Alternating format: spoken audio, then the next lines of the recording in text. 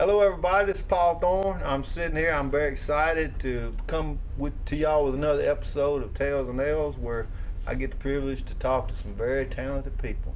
And today is a special day because we got the lead singer of the wonderful band Dawes, Taylor Goldsmith. How are you, my friend? Doing good. Thanks for having me. Good. As far as I know, this is the first time we met.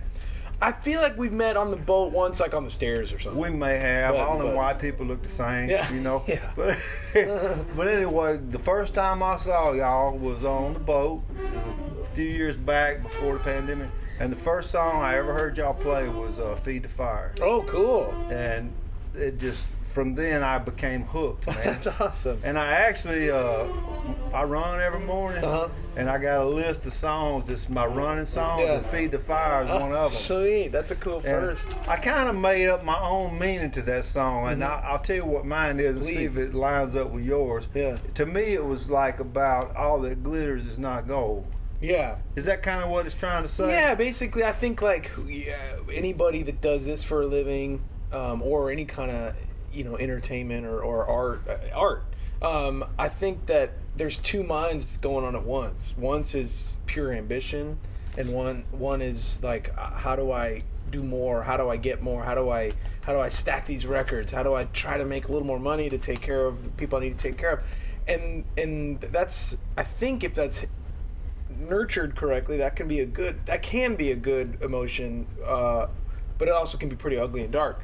Yeah. And then the other, like, while there's this ambition brain, there's this other brain, at least in my head, that is like, you need to let go of this, you need to shed this, you need to get over this, you need to accept what you have, you need to find gratitude, you need to like not strive. The more letting go I can do, the healthier spiritually I am. And so, like, when I can play a big stage and be present and be like, I love this, I love playing to more people, I also want to be able to say, like, and this doesn't matter, this isn't me, this is very wonderful, but it isn't how I should define myself. So that's why the lyric, like, trying to feed the fire while hoping that it dies, because it's very conflicting. Look awful in the mirror. Yeah. Yeah, I love that song, man. Thanks, it's very you talked about spirituality. So for a moment, I always like to, I'm curious what artists' spirituality is. You know, I grew up the son of a Pentecostal preacher. Cool. You know, Jesus, heaven, hell, and all that. What did you grow up with, and what is your spirituality now? I grew up in LA, and like it's not a very rich culture there. I mean, I'm not to say that it's not there, but just the version of LA I grew up in, it wasn't a part of our lives. My parents were always supportive, like, do it, you go find what you want to find. And there were points in my life, like when I was in my teens, like, I want to go to this church, and it might have been because I was curious, it might have been because I had a crush on a girl that was going there. That's why that was the only reason I went. That's the only reason I still go. But yeah, as time has gone on, I love like researching it. I love like looking into how it can, and this might sound, I don't know, blasphemous or something, but I love, I read the New Testament really just as like a lyricist, like there was so much, plenty of material in there. and that was really eye-opening for me, and obviously like trying to take away the tenets that are going to help me get through my life a little better. But just recently I was reading the Tao Te Ching, and before that Confucius, so like trying to get into some like aspects of Chinese spirituality, ancient Chinese spirituality, and so like it's fun for me to just have a very basic, small understanding of different faiths, but I've never been a spiritual person. Almost 99.9% of every artist I interview has their own version of what you just said. It's like, it's almost like the religion of I don't know. Is it kind of like that? Yeah, and I also personally, I don't need to know. I want to be a good guy. I want to follow some sort of moral guidance, and if that comes from a religious teaching, then great. But for me, it's me having to subscribe to a faith at this point in my life doesn't feel I feel like, I don't know. To me, I want to like continue seeking, and and like seeing how other people think, and then see where that leads me. But you know, I have a lyric where the only thing that's scarier than dying is not dying at all. Like sometimes I feel like when people talk about how you know, how great eternity's going to be, I'm like, that sounds way scarier for me to have to adjust to than just this idea of like, all right, everybody, I'm out of here. Well, you can't escape death, but you can escape death in life. Right. You want to live. Yeah. You want to live. And jumping to another subject, you know, I see a lot of bands, you know, here and there and yonder. But a lot of times it looks like a band, but it's not a band. Right. It's just people they hired to play behind somebody that With looks a name, yeah, but when you go to see the Dawes show, it's a band. Yeah. So I understand one of your band members is your brother. Yeah, the drummer. Okay, Griffin. all right. So this is a corny question, but tell me about how y'all became what y'all became. Yeah, you know, everyone always like whether it's the Kinks or Oasis, everyone's like, oh, you guys must fight all the time because there's the other bands that fight when they're brothers. But we get along great. We're very lucky. That's, I think, our main priority. I mean, in my opinion, when you go see a band that you've heard stories that they hate each other and that they're on this certain part of their career, you could tell that it's just a paycheck, you know. Yeah, I get that vibe when I watch the Black Crowes. Right. They look like they're about to fight on stage. It's just like the magic is over. Because, I mean, growing up and seeing bands, when I saw them, as much as I was inspired by musicianship and songs, I was equally, if not more, inspired by the brotherhood. Like this sort of feeling like, wow, those 4 or those 5 or those 6 people, they're in a gang. Yeah. And I really want to be in that gang. I feel like they would want me in their gang too. Like that's the feeling as a kid going to a show. You feel like that's a club and I want to be a part of it. Right. And when that magic is gone, and when however many people on stage hate each other, you could tell, and you could tell sometimes before the band could tell. But anyway, not answering your question, my brother and I were playing music ever since we were little kids, but then while he was still in like high school, I was in a band called Simon Dawes, and that's where I met the bass player. We formed that band together with some other members, and then that band fell apart when I was about 23. My brother was just coming out of high school. He was getting great at drums, and so the 3 of us started having these songs. We started playing these Dawes songs that are on our first record, and we didn't have a 4th member, and we just started playing residencies around town with different 4th guys. For a lot of times it was guitar players, but then finally we found our keyboard player, and we're like, oh, we're a band with 1 guitar, 1 keyboard player, drums and bass. And then that 4th chair has changed, but now it's Lee Pardini, and he's been with us since our 5th record, and we're about to put out our 8th. So yeah. Well, the new record you have has a song "Still Feel Like a Kid." Yeah. Man, does that describe musicians? Man, but they what I got out of that song, which I'm gonna put it on my jogging playlist too, is it is important to me to hold on to being a child. You have to be an adult, but don't let go of that little childhood spark you got. And I think like when you're, you know, I always like to think about how when people talk about performing music, they say the word play. Like you're playing music. Yeah. And when you really like hone in on that word, it's very indicative of what this experience is. Like when you or I do whatever we do to write a song, it's the height of play. It's like how do we make our emotions rhyme? How do we like get to the bottom of something? But how do we have fun doing it? And how do we convey that as we perform it or whatever? And so there was a point for me before writing that song where I was a little conflicted about like, is this acceptable? Like I'm a certain age now, I'm married, and I want to have kids, and yet like I'm still talking about like vintage guitars and stuff, and it's fun to me, but I'm like, how much of this is just me like playing with my toys? Well, as long as you pay your bills on time, you can keep on doing it. Well, and that was the realization of like, no, I actually shouldn't feel embarrassed. I should feel like I'm the luckiest person in the world because I get to do something that I associate with play and make a living at it. So that song was like kind of I reapproached music, and I kind of, it was me falling in love with it over again, and it was kind of through that song because Yeah, I think like the more that we can hold on to that. I also think it's. I was listening to this podcast where this scientist guy was talking about the neuroplasticity of a brain, and the way we all stay young is we continue to learn and we continue to do new things. If you're at a certain age and you start learning a new language or something like that, that'll kind of keep you open in ways, and you stop. You know, like when you kind of get set in your ways, that's when you start getting real old. Yeah. And he talked about musicians specifically because we're all on a stage together, and we're all having to navigate a new song or a progression, like or solo, and we're constantly finding new ways to get to certain destinations. And he's like, it's why a lot, and he meant it as a compliment, but why a lot of musicians could be fairly childish. And I was like, I always wondered why we make so many fart jokes and stuff, but I guess it's a good thing. Yeah, it is.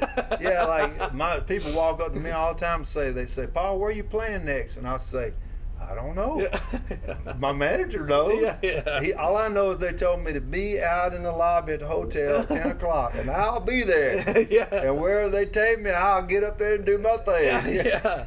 But hey, you have a wife and kids, is that right? Yeah. Well, how many kids you got? We got one, and he just turned one. Oh, okay. And it's been the best year of our lives. Oh, it's your only child? Yeah. Man, for now, it's I tell you what, it's the strongest love you'll ever feel. Yeah, I mean, you can get over a woman, but you can't get over a kid. That's in your heart forever. Yeah, man. And it's crazy like that. The way that he's rewired my brain is like with me at all times. Even on this boat, he's not even here, and I'll like walk to the ledges of the boat. I'm like, this isn't safe. And like he's not even here. Man, that's a beautiful thing. How many dates did y'all do a year roughly? Would you say? It's so weird because the world shut down for so long. I mean, we did our tour around this last record, and we did like a full U.S. run. I mean, we're not really worth many tickets outside of the States. So once we've done the markets in the States, like for us to go to Europe or go to Japan or South America, like that rarely, it does happen, but it rarely happens, and it's not lucrative at all for us. Right. We lose a lot of money. So we don't get like once we're done touring the States, like the run for that album was kind of done. Yeah. So like this like last fall we went hard for this album, and that was that. And so this time I don't know, like it used to be when we were kids. I mean, it was like 200 shows a year. It felt like we were always on tour. One tour supporting a band would lead into a small headlining run, leading into another support run, and we just were never home.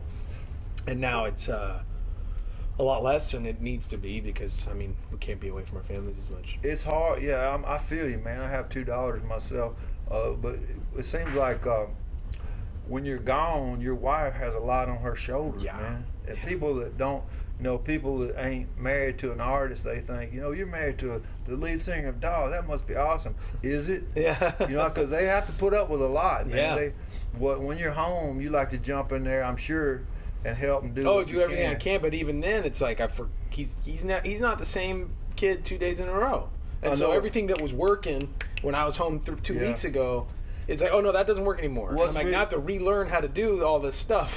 What's really going to be alarming, and it's heartbreaking in a way, is if you stay gone just maybe a few weeks, and you come back, he don't look the same. Yeah, he's that's literally happened a few times, and that's kind of stings a little bit because if you're anything like me, you missed a little something. I missed the first crawling day, and that hurt. Yeah, I know it did. But it's like I don't know what else to do about it. It's hard. I know. I would like to talk about another song I really like on the record is "Didn't Fix Me." Oh, right on. Yeah, well, to the way I'm gonna tell you what I got out of it, and then you and hopefully you'll say that's cool or whatever. But anyway, what I got a month ago, I got my 1-year chip. Oh, cool. For not drinking because I had developed a drinking problem, and it stemmed from, and you'll relate to this. Sometimes when you go out on stage, you still even now feel a little bit of insecurity. Oh yeah. And so I started having them couple drinks before on stage to get rid of my insecurity. And it started out good, that little 2-drink feel, Yeah. But then I had to drink more to feel it, and then over time it just took control. Yeah. But when I listened to that song, "Didn't Fix Me," it made me think about what we was talking about earlier, we'll just call it the higher power. Yeah. You know, and I read this book. Did all the stuff you're supposed to do. I read AA and read all of these self-help books. But that song really stuck with me too. Another song here that Didn't Fix Me, and that's it, because it makes me think about what did fix me, and to me it was the higher power. Oh, cool. And you know, I pray every day, but when I pray, I get on my knees by my bed, and I just say this. I say, whoever you are, whatever you are, whatever, thank you. Yeah. And give me the strength to do it tomorrow too. Yeah. You know, and songs like that, you know, there's all kind of things that you can partake of, but it's not gonna fix you until you want to fix yourself. That's really it. Like you know, I think we love to outsource our problems and our solutions. Mm-hmm. Like, oh, you know, things are bad right now, but once I finally move into that other house we're moving to in 3 months, I'm gonna be fine. Good. And that's never true. Yeah. You know, or once I you know, buy that piece of gear, I'm gonna be able to record more at home. My songs are gonna get better. Yeah, that's never true. Yeah. Like and then especially when it's like, you know, emotional or you know, foundational problems of like, why am I unhappy? And once I read this book, or once we've you know, and that's the scary thing to say. It's like, I love my wife more than anything, but when, you know, it's very tempting to get into this frame of thought of like, once we're married, once we found each other, I'll know myself. I'll be fine finally. Then you'll be complete. Yeah, and it's not the case. Mm-hmm. And not only is it not the case, but it's okay, and it should be that way. You shouldn't be missing a puzzle piece. You aren't. No one is. Yeah. It's really like within yourself, and that's a cheesy way to put it, but it's something where like the only things that are going to fix those problems is you. And sometimes it's not simply like. Well, if I do 30 more push-ups or something, sometimes it's just acceptance. Sometimes it's just simply like recognizing, like, no, sometimes it's going to hurt, and I have to like let that pass rather than try to come up with some way to fix it. Like, let me like accept my brokenness instead of resent it. There you go. That's beautifully said, man. This whole record, man, it's almost like for me, it's like Miss Cleo or Tony Robbins. I'm getting something out of it. That's cool. And I ain't getting charged $3.99 a minute. I pay $10 a month for Spotify, and this record gives me some therapy. And the other thing, I'm just talking about the songs because I really like the songs. Yeah, please. Good luck with whatever. I'll tell you what it meant to me. Yeah. Well, I have in life, you know what I'm talking about. You will run into people that are toxic, that are not good for you to be around, and sometimes you have to get burned by them over and over and over to come to this realization. But when you set them people free, you get happy again. And so I like that line. The payoff line is, I really don't care. You know, because I had a relationship with it was a male friend actually, and everything I ever did, if I did something good, they wouldn't mention it. But if I did something bad, that's all they talk about. Oh. But I love this person, and I tried to give them the benefit of the doubt. But at some point, I got to the point where I said, I really don't care. Yeah. And I was set free. Wow. And now I'm happy. Happier. Yeah. You know. Yeah. Yeah. So I mean, what does it mean for you?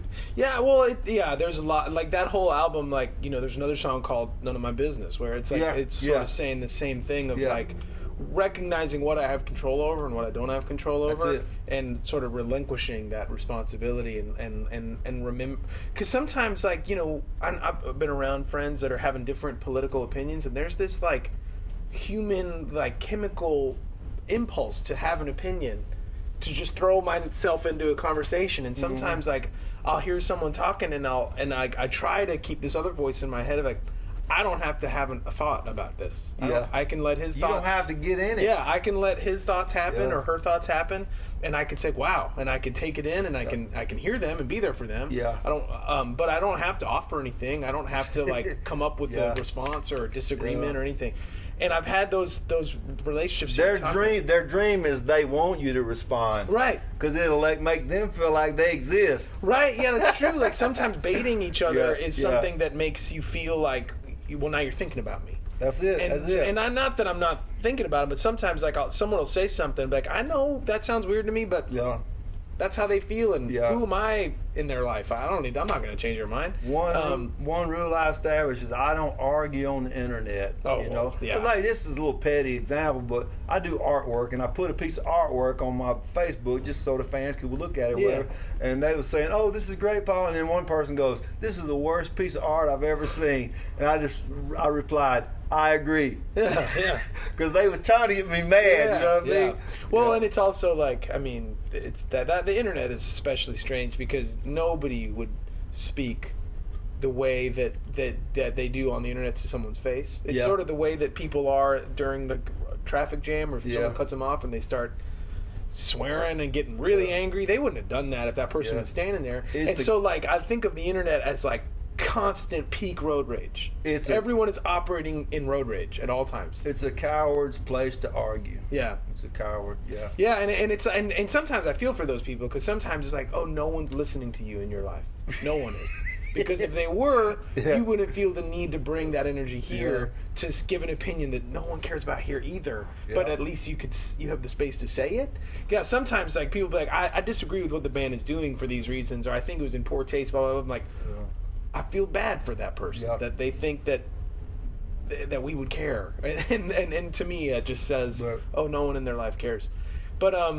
But yeah, good luck with it ever. Like a lot of those relationships, a lot of those friendships, where, and then that's another thing that trips me out sometimes is I would find my identity in those toxic relationships, like specifically like friendships where, you know, I'm trying to help someone get through something, and like, not that I have it all figured out by any means. I struggle on a daily basis, but you know, this one dynamic between friends where it's like, no, we could do better. You don't, and then it me thinking that I'm helping someone, but really I'm just stepping into this shoes of this certain identity that I like to see in myself, and then it starts to be a question about like codependence of like, oh, I think I'm frustrated by this energy. Like, we had an old tour manager who passed away during COVID in a crazy surfing accident. I miss him dearly and I love him, but yeah, a lot of our relationship on tour was me like, I don't know, just like we would kind of like give each other pep talks, and like, and sometimes we get frustrated with each other, and then eventually be like, you know what, we think we're frustrating with each other, but we actually need this dynamic. And I don't. And to Well, some extent, that sounded like it was healthy. Yeah, that one. Yeah, maybe it was. I mean, in some ways it wasn't, and in some ways it was. I mean, again, I miss him a lot, but like sometimes I'd be like, man, he's driving me crazy, and it's like, actually, I like him needing me, and that's where, I guess that's where it got complicated. Like, Okay. I like him being like, hey, I'm going through this shit, like. Yeah. So it's just a complicated thing where like sometimes it's like, wait, am I really helping someone, or am I just liking to be the helper? And I don't know if I want that. A good point. Well, I called your show last night, and one thing I feel certain about is you like to make the crowd feel good. You know, I can't remember if it was the last song. I can't remember the song, but you said something that in one of your songs. I hope something. Oh, may all your favorite bands stay together? That's it. Yeah. And I misunderstood the lyric. I thought you said, I hope all your plans come together. Oh, either way it worked. Yeah, though. yeah, totally.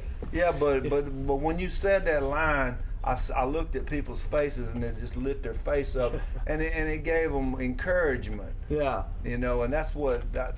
Aside from y'all's great musicianship. You gave that off to me. I appreciate hearing that. It's a, you know, you were talking about insecurity a bit ago. I mean, it's a weird thing going on stage. Sometimes like I'll try to just shake off this energy, and I'll try to go on stage with this feeling of like, I don't care what they think, and I know that sounds negative. No, I know exactly what you're talking like about. when I get to that place of like, I don't care, you could feel however you want to feel, and I'm just gonna have fun. Then I feel loose and I feel great. Yeah. And then I can in a roundabout way. Then I can like share this emotion of like, I do want to give you something. I want you to feel good to be here. Yeah. But sometimes if I get caught up in that feeling of like, oh, do they like me? Am I cool?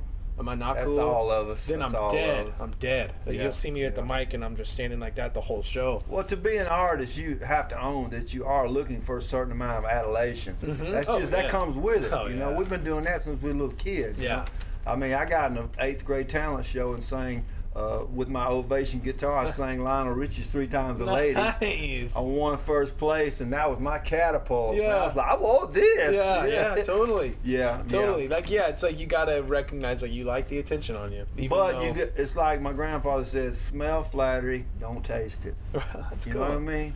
Yeah. To take it for what it is, don't let it go to your head. Yeah. You clearly haven't done that, and that's good. I try. I mean, like, I remember there was that Maya Angelou quote where she says, like, if you don't pick it up, then you don't have to put it down. Whereas, like, when people are like, you're great, you're amazing. Yeah. If I just sort of privately disagree, Yeah, yeah. then I don't have to own it when someone online typically says Right. like, you don't know what you're doing, you're Yeah. horrible at this. Yeah. If I don't take one, I don't have to take the other. But if Right. I start trusting some critics or some fans, then I have to kind of trust all of them. Well, yeah, don't weigh too much into it. No. But I don't even know. Did you bring a guitar at all? I didn't. Was I supposed to?